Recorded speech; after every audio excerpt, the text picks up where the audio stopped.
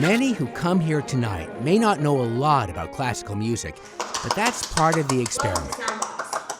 SoundBox is designed to appeal to people, many of them younger people, who never have attended many classical concerts before, or perhaps have attended them and weren't quite sure about how they should react to the experience.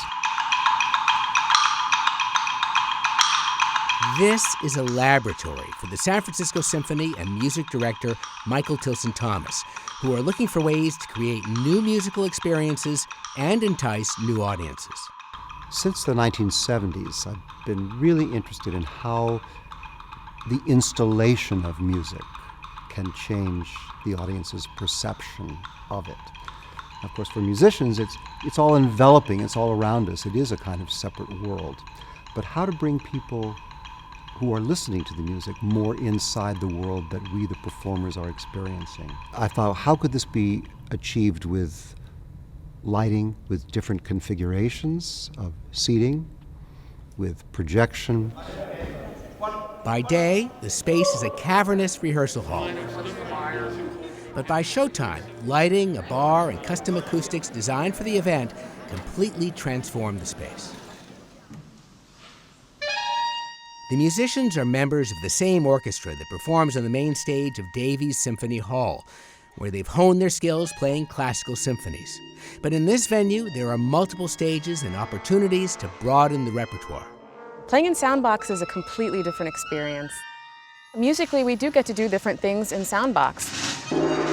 The piece that I played was kind of a very angular, loud, rambunctious piece.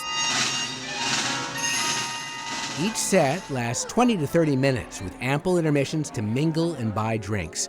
And at $25, the price of entry here is a fraction of the higher tier symphony seats. It's a more relaxed atmosphere, and I think that is the first thing that kind of turns younger, maybe less exposed people off to the whole symphony experience. They think they're going to come in here and they have to be quiet, and it's stuffy, and everyone's, wearing a tuxedo or a ball gown, and, you can't talk, and you can't move, and you don't know when to clap. The free-flowing atmosphere is targeting a younger, more diverse audience, but the goal is to hook them into serious music. At the March concert, a string quartet performed a piece by San Francisco composer Nathaniel Stuckey. It is very challenging music. I usually tend to, when I go out, go to more kind of either rock-oriented shows or hip-hop shows or kind of more modern shows. But I found that it blew my mind.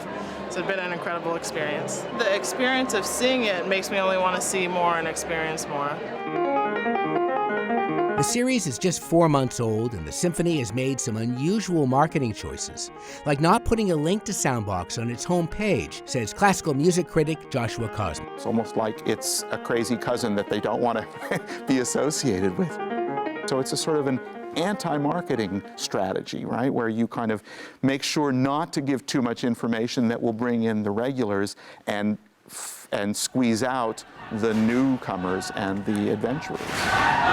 Kosman said that symphonies need to justify their existence in a landscape crowded with entertainment options. The San Francisco Symphony Board president, Sakurako argues that SoundBox is about more than selling tickets. It's about staying relevant. It's not a business.